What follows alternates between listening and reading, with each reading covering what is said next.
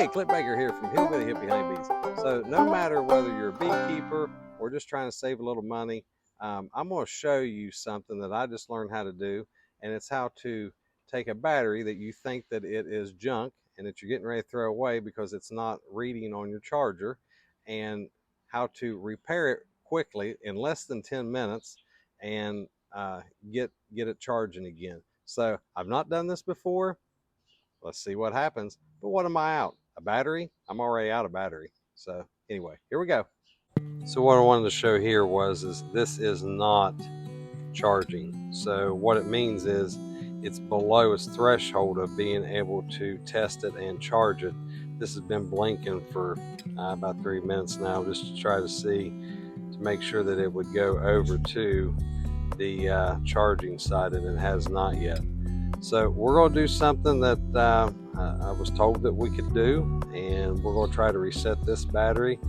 Another way just to show you that it is fully dead is that it is not running at all. So we're going to try to reset this. Some hillbilly ingenuity here. Okay, so what you need is a T10 with the security end on it. You can get those real cheap at Harbor Freight.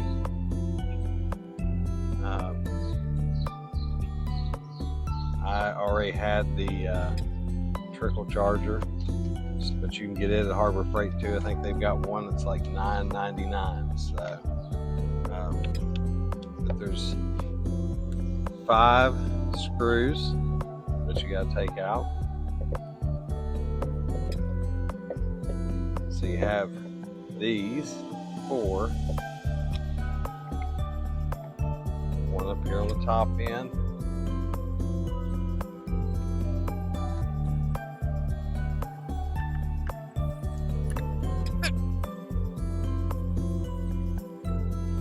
now there's one hidden right here underneath that little security cap. Make sure that you're out of warranty before you do all this. You should be able to just pop that right out. Honestly, they make that removing that one look so much easier online than it really is. I had to go drill it out.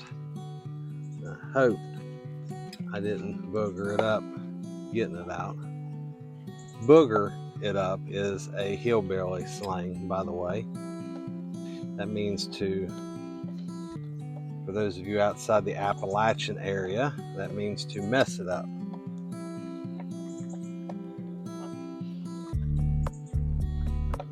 So I did booger it up a little bit, but it's coming out, and that's all that matters. So,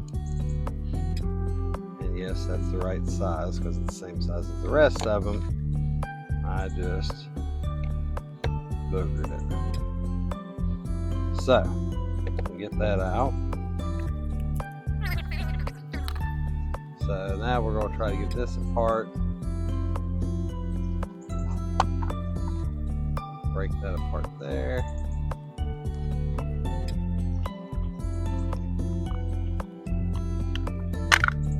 Pull that apart. Just gotta be careful, they say. So what we're going to do is we're going to trickle charge it. This is the neutral and this is the positive side. So what we're going to do is we're going to hook these gator clips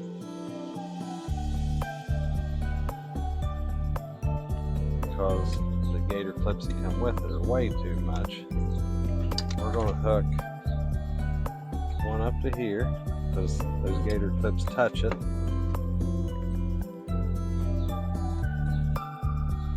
And then we're going to hook one up to here.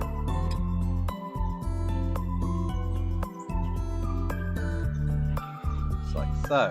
So then we're going to hook the gator clips up to their right ends here. So we're going to do neutral first.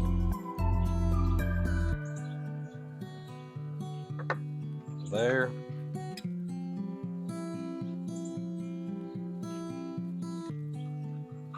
And There.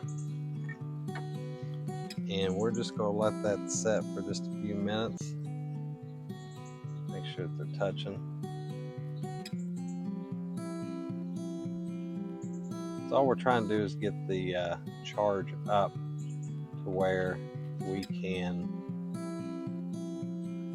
get the charger, the Ryobi charger, to read it and know that it's ready to charge. Basically just jump starting these things from what I've understood. It's my first time doing one, so we're just going to see. Better than throwing it away.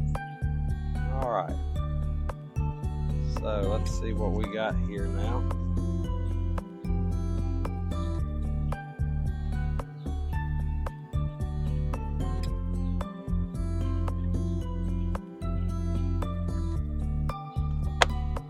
Test this thing, I'm only going to put, so see what happens. Oh, see, it's already charging right there. So it went from there to there just with a few minutes of a trickle charge. So that's as easy as that. I mean, that took me literally 10 minutes. I think it took me longer to get my tools out and get the that fifth screw out than it did to actually do the reset of that thing. So hey, if this old hillbilly can do it, then anybody out there, whether you're a beekeeper just trying to save a few dollars, that was quick and easy, and literally cost me $9 for the set versus, and I already had this, versus going out and paying $100 for a new battery. So fix your own stuff if you can. Don't take it out and get it done. All it takes is just a little bit of I guess confidence. But here's, at the end of the day, what were you out? If I'd screwed that battery up, what would I have been out? A battery? I was already out of battery. So just to show you that it does work now. Before it wouldn't, but now it will. So again, that just saved us some money. Now you guys go out and do the same. Again, this is just a way to save you money. Just a little helpful hint that I learned. We were needing extra batteries at a bee cutout. I didn't have any, and because this one was dead. So I got online, started looking to see, hey, can these be reset or can they be fixed? And lo and behold, they can. So there you go. Hope this helps y'all, and may God bless you, and happy beekeeping.